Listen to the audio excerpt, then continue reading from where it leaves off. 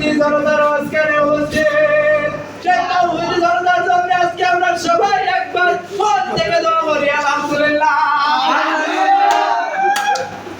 আল্লাহর এক বান্দা ছিল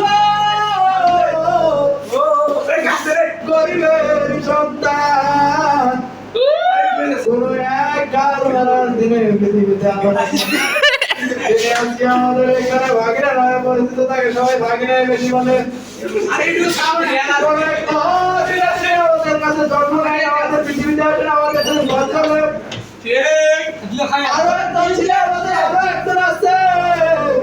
আল্লাহর বান্দা আরেকটা